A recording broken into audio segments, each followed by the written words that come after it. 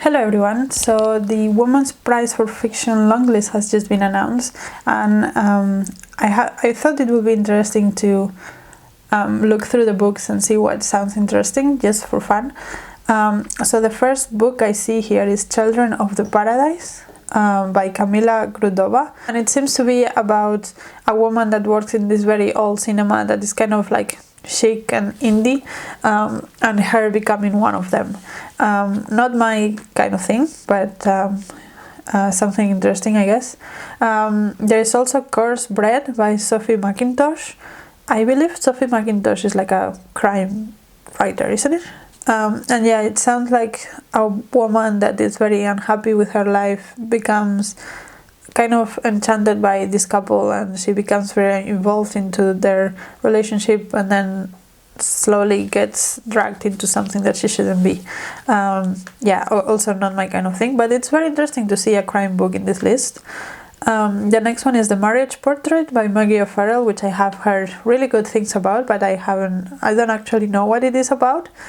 So it says it's in 1561 in Italy, and it's kind of like a historical fiction about power dynamics and a young girl that is like married off to someone a lot older that doesn't have good intentions.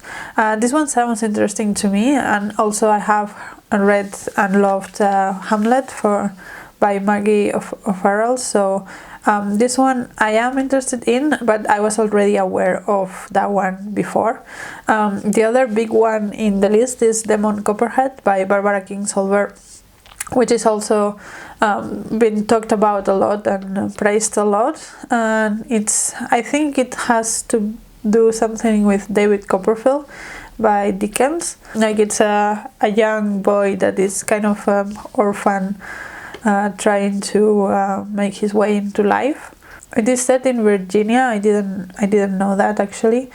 And it's about opioid crisis, addiction, and foster care. This one I'm a bit hesitant about. I have read Barbara Kingsolver before, and I thought it was okay, so I'm hesitantly interested on it, maybe. The next one is Trespasses by Louise Kennedy, and this one I actually have read. It's about a woman in, I think it was Northern Ireland, and that she's a teacher, and she's single, and she's 20 something, and her mom thinks that she's way too old to live in her house and be single, so she's trying to push into her getting married, and she does have relationships, but it's not what her mother wants. And then there's also some issues in her school with kids that are like Protestants and Catholics and stuff like that, so it has a little bit of everything. I personally didn't like it that much. I thought it was a little bit scattered and not that well-rounded, but apparently the judges thought otherwise.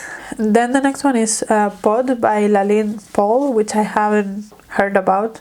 It says best-selling author Laline Paull returns with an immersive and transformative new novel of an ocean world and its extraordinary creatures that's increasingly haunted by the cruelty and ignorance of the human race. So it seems to be about a woman that something happens in her family, and so she decides to leave her family and go away into this world with dolphins and other creatures, and realizes how dangerous life is out there.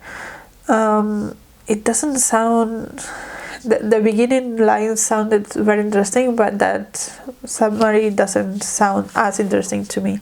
Also, the cover is kind of thrillery as well, which is not my vibe, but I don't know. Interesting choices. And the next one is The Bandit Queens by Parini Shroff. So this one sounds kind of fun. It's about a woman that becomes a widow, and people in the village think that she killed her husband. Another women in the village think that she actually has a very good life as a widow, so they want to become widows as well. And so they ask her for advice on how to kill their husbands. That sounds fun. It sounds a little bit to me like My Sister the Serial Killer, that kind of tone, obviously completely different plot, but yeah. And yeah, here it says readers of My Sister the Serial Killer. Yeah, it completely sounds like that. So it's probably like a very fun book to read. I'm not sure if one to win, but definitely interesting. The next one is another one that I have read, and is Homesick by Jennifer Croft. So Jennifer Croft is the translator of several very famous works, among which is Olga Tokarczuk's books. And in this book, she is semi-biographical, I think, and it's about these two sisters, and one of them gets sick when they're children, and so a lot of attention and things go into her, and the story is mostly narrated by the other child, and all of her feelings about her sister, because she loves her, but at the same time she also wants attention, and her struggles with that. It's written in very short chapters, which I really enjoy. Like, it makes it very readable and very compulsive, and I really enjoyed that one. So I'm really glad that it's in this list. I haven't heard anyone other than me talking about it, but I'm really happy that it's here. The next one is The Dog of the North by Elizabeth McKenzie, which again has a very beachy cover. And it sounds kind of thrillery as well. So it's about a woman that gets divorced from, I assume, an abusive husband, and then goes to Santa Barbara to take care of her grandfather, who is moving to a retirement home. And the grandmother has a sinister weapon, and nobody knows what that is about, and so there is a lot of family crisis surrounding all of this. Yeah, not my kind of thing either.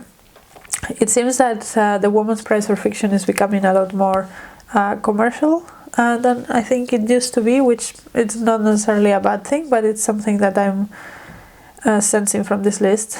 The next one is Memphis by Tara Stringfellow, which is again about a woman running away from her abusive husband, I assume.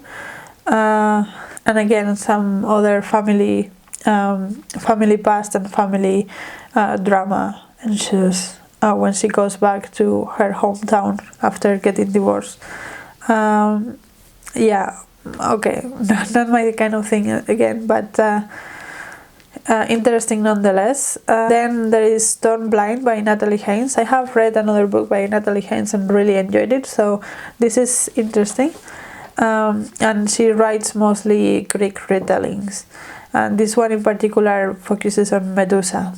I would be interested in this one. As I said, I enjoyed the previous book that I read from her, so yeah, I would be interested in this one as well. The next one is Fire Rush by Jacqueline Crooks, and this one is again sounds like a coming of age story of a woman in the outskirts of London, I assume a black woman, and yeah, her involvement with some gang and police riots, and yeah, a little bit of political. This might be interesting. I will like to see the reviews, because I'm not always getting along with stories about coming of age, but the political stuff and the riots sound interesting, so I will hold judgment of that one. Then the next one is Wandering Souls by Cecile Pin, and this one is about some people in Vietnam when the war starts, and how they flee the country and end up in Britain. Yeah, this could be good, but it could also be very generic, so that one I'm not particularly inclined to read unless there are some really good reviews of it. There is Black Butterflies by Priscilla Morris, and this one is set in Sarajevo in 1992, so the Yugoslavia war. I've read a lot of things of this region and this time period lately because of my Read Around the World project, so I would be interested in this. I think I have enjoyed most of the things I've read from that area, so this does sound interesting, just because of the place it's set in. Again, it could be not as appealing depending on how generic the writing is, but in principle I am interested in that one. Then there is I Am a Fan by Sheena Patel, which I have heard good things about, but it basically is about a critique of social media, and I haven't really liked many of the books that I have read in this topic, so I don't know. This one doesn't particularly appeal to me, but we will see how that goes. And then the last one is Glory by Noviolet Bulawayo, which I have read as well. I have a review of it, so I will link that down below. And it's about the story of Zimbabwe and the revolution there. And it's written as the characters were animals, kind of Animal Farm, but not really. I personally found that the animal thing didn't really make a lot of sense. I have seen justifications why people think it makes sense, but it didn't make any sense to me. So yeah, I'm not very sure about how I feel about this book. I think some of the things were really interesting, especially the way that it's told. It's like very rooted in the oral history, and I really like that, because that's mainly how African literature has survived all these years. So I like that authors are taking that history and put it in the novels, but the way that some of the elements were introduced I just didn't vibe with. So this one is a very not middle of the road. It's kind of the opposite, really good things, really bad things, and it ends up in the middle kind of book. But yeah, that's the long list. So I have read 3 of them. I think I will be interested in reading another maybe 2 or 3 as well. So yeah, I will update them. Maybe I will do that. I think the shortlist is announced at the end of April, so maybe I have time to read a couple of these ones, but I don't promise anything. The Woman's Prize for Fiction is never my favorite, and as I said, like from the 3 that I have read, I have liked some of them, but nothing was like my absolute favorite. So yeah, I might pick up a couple of them, but I'm also not in a rush to do that, so we will see.